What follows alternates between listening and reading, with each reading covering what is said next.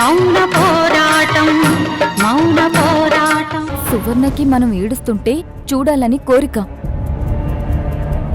నువ్విప్పుడు నక్షత్రతో ఫోన్ చేయిస్తే ఆవిడ ఆనందపడుతుంది, కానీ నువ్వనుకుంటున్నట్టు మాత్రం చేయదు.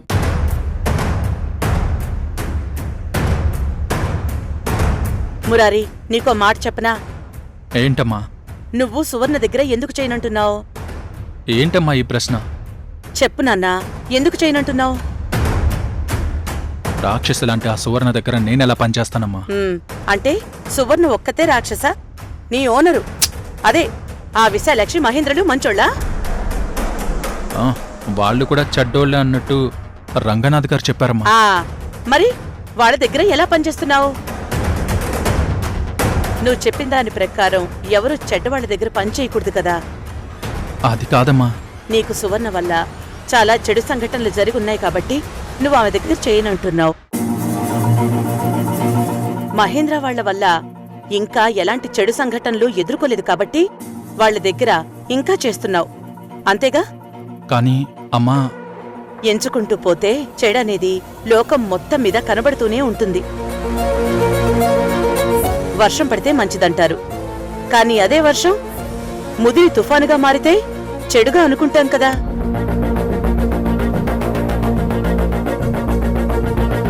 అంతవరకు ఎందుకు? నిన్న మొన్నటి వరకు ద్వారక విషయంలో నువ్వెలా ప్రవర్తించావు?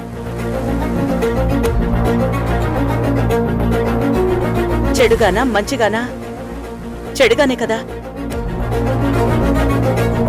అంటే మీ అన్నయ్య నీతో కలిసి ఉండకూడదనే కదా? అమ్మా, నేనేమి మిమ్మల్ని విడిపోమని చెప్పడం లేదురా. ప్రతి చోట మంచి పక్కన చెడు ఖచ్చితంగా ఉంటుంది. ఇది నా జీవితంలో నేను స్వయంగా అనుభవించి తెలుసుకున్న సత్యం.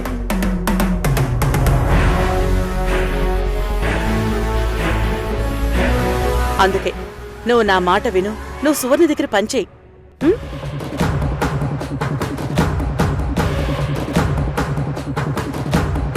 మురారి, అలా వెళ్ళిపోకు. అత్తయ్య చెప్పేది కూడా కరెక్టే కదా. అవంతి, వాడేం చిన్నపిల్లడు కాదు. మనం వాడికి చెప్పాం, ఆ దారిలో నడవాలా లేదా అనేది వాడిష్టం. అత్తయ్య నువ్వు సూపర్.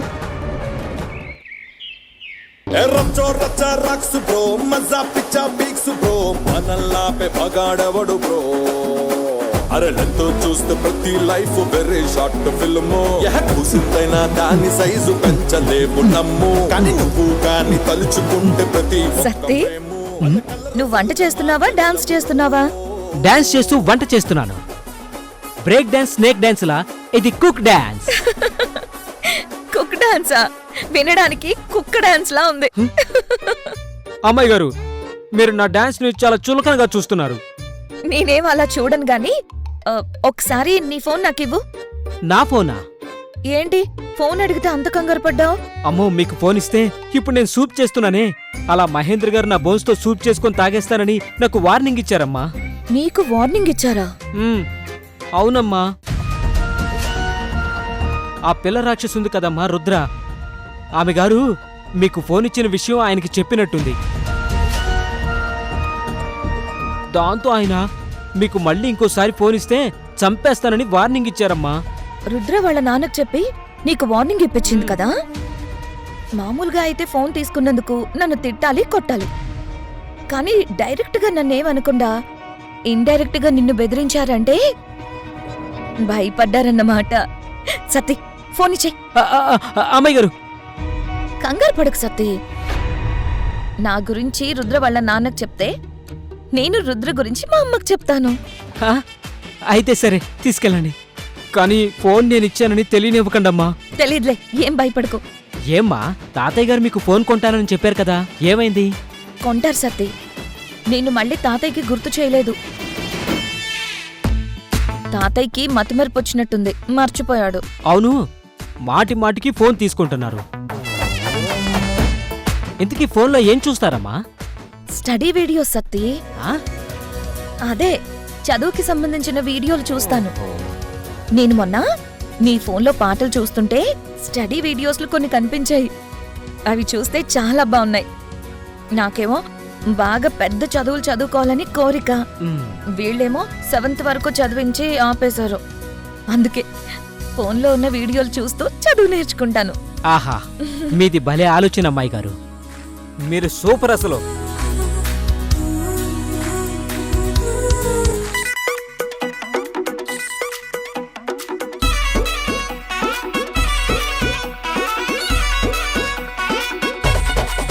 రాధిక రాధిక రాధిక రాధిక ముందుక వెనకక కిందిక మీదిక రాధిక రాధిక రాధిక రాధిక ముంచక తేల్చక ఆటలేందే ఇక.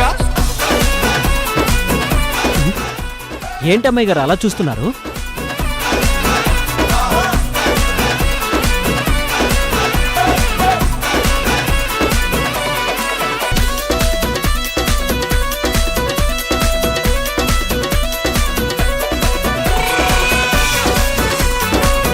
అయ్యో అమ్మాయి గారు, అయ్యో అమ్మాయి గారు, ప్లీజ్ ప్లీజ్ ఫోన్ ఇచ్చేయండి. Please please.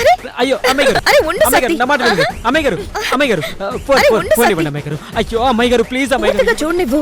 అబ్బా, అయ్యో అయ్యో. అబ్బో, ఇన్ని రోజులు ఎవరికి తెలియకుండా నువ్వు ప్రేమికుడు అయ్యావన్నమాట. బాగుంది.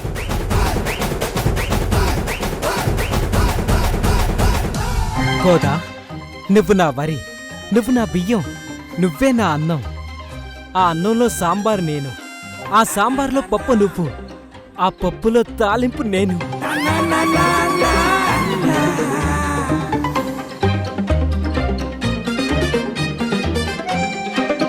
ఆ తాలింపులో నెయ్యి నువ్వు, ఆ నేతిలో గారె నేను, ఆ గారెలో చికెన్ కూర నువ్వు.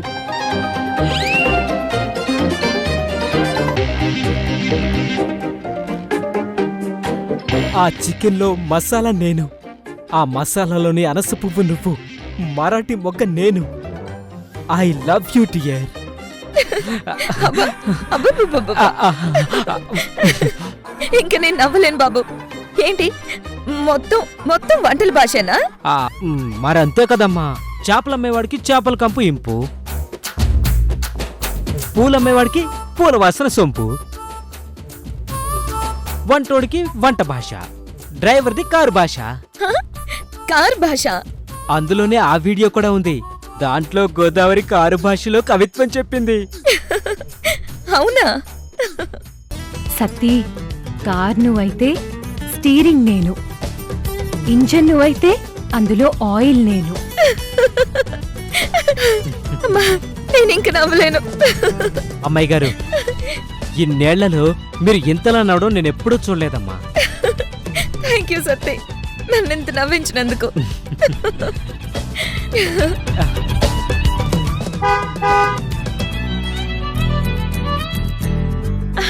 గోదావరి, నీ సీక్రెట్ నాకు తెలిసిపోయింది. అమ్మాయి గారు, అమ్మాయి గారు, గోదావరి, అమ్మాయి గారు, అమ్మాయి గారు. ఏంటి సౌందర్య, ఏం జరిగింది? సత్తి ఎందుకలా కంగారు పడుతున్నాడు? అమ్మా, అది సత్తి. అమ్మాయి గారు, మీకు దండం పెడతానండి.